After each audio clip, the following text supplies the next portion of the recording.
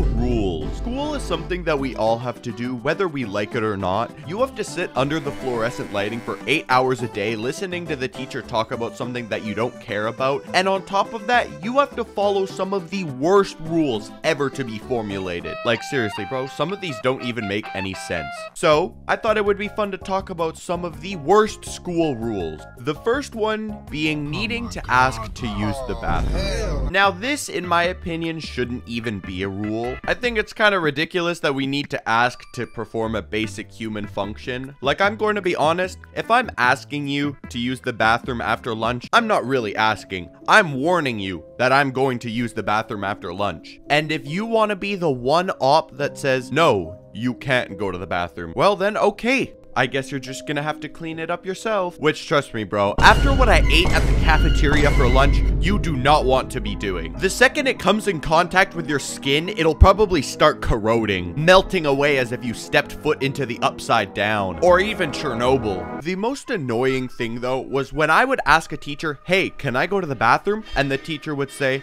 I don't know, can you? Like, what, is this a trick question? Yes, I could. I could right now on the floor. The only problem is, I feel like I would get charged for something like that. Especially at 18 years old. The most dehumanizing thing is having to ask to use the bathroom as a legal adult.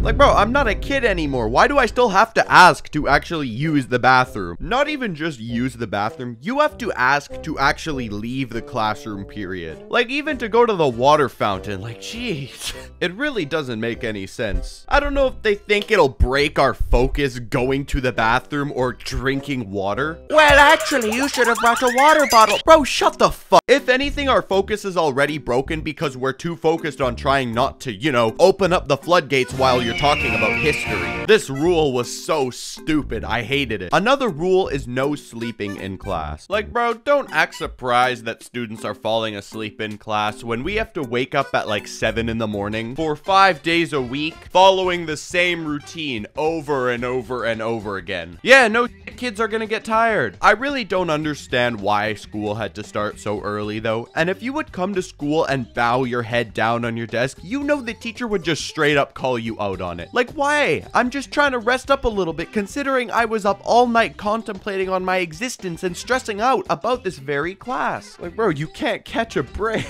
Especially when you're in high school, though, or like the 12th grade. Like, oh, I am so sorry that I was up having a social life instead of studying about my country's history. Sometimes I was staying up late at night and I would look at the time and it was like 4 a.m. and I thought, there's no point of sleeping anymore because I have to be up in like 2 hours anyways. Okay, maybe that part's a lie and I just ended up skipping my first class. Or I would just come extremely late. Like, I'm talking last 10 minutes of class. But you know what? Being late is another rule that's stupid. Obviously for me, I was a little excessive, but sometimes I would get in trouble when I would come like 1 or 2 minutes late. A lot of the time it wasn't even my fault because you know what? It happens. I'm obviously not every single class going to be up front and center. Sometimes we'd have teachers where if you came like 1 minute late, they would already mark you as absent. So then you had to go to the office and say, hey, I wasn't absent today, by the way. But there were also the teachers that would mark you absent if you were late, but wouldn't tell you. So then when I got home, my parents would be like scolding me for skipping classes when I really didn't skip. I just didn't know I was marked as absent. I mentioned earlier that sometimes it wasn't my fault, and that is true because this one time a fight broke out in the hallway and I couldn't get past. So then when I finally got past, guess who was marked as late again? Oh, spoiler alert though, it was me. Hey, sometimes things happen that just aren't in our control, you know? And you know, you gotta give us some slack. Another horrible rule was no eating in class. Just like going to the bathroom, this shouldn't even be a rule because it's a basic human function. I do understand if the teacher's in the middle of talking and you're just scarfing food in your mouth, like, so the principal founding fathers of America are George Washington, Thomas Jefferson, John Are you done, Mr. Toke? I haven't eaten today. Mr. Toke, you may be excused to go to the principal's office. Or if you're bringing an entire delicacy to school, you know, some cheese, bread, wine, and grapes, yeah, obviously the teacher isn't going to be the happiest. But if it's just like a little small snack, like a granola bar, and the teacher lectures you, like, bro, really? You're going to lecture me for eating this, a granola bar, which can be opened and eaten within 35 seconds. I just don't understand why the teachers get so pressed about it. Because fun fact, according to Google.com, studies have found that eating breakfast may improve short-term memory and attention, and students who eat breakfast tend to perform better than those who don't. So see? Haha! Science says I can eat in class, but the teachers still say I can't. Bro, those are the There were some teachers though who honestly just didn't care. Like, as long as, again, you're not having an entire meal and you're just eating a couple things in class, yeah, no problem. They were super chill about it. They didn't really care. Same with going to the bathroom. Sometimes they were just straight up like, bro, it's senior year and you have 3 weeks left of school. I could care less. Those were the chill teachers. The next rule is going to be no phones. Now, I have no idea why, but this one is just so stupid. When I say no phones, I really mean no phones. Some classes, the teacher would come around with this cursed basket where you would have to put your phone in it. And at the end of class, they would give it back to you, or you had to ask if you could get it back. And sometimes they would just straight up say no and give it to the office. Like, bro, you are not my parents, you're a teacher. Sometimes the teacher would just walk up to you and take your phone,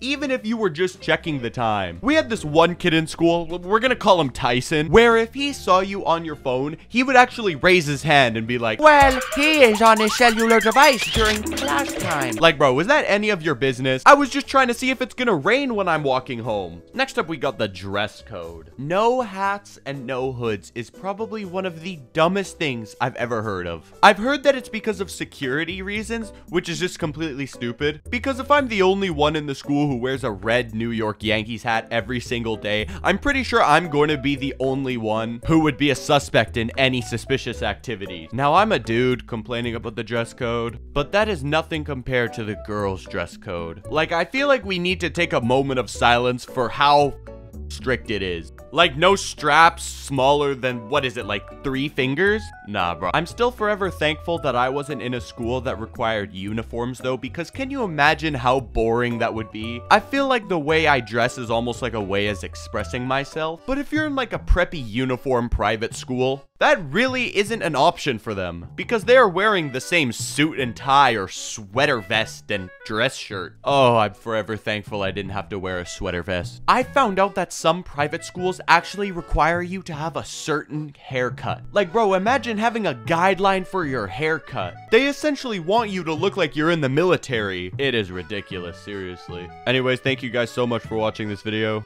Check out this playlist. It has every one of my videos in it. Thank you so much. And to all of my lovely subscribers. New microphone.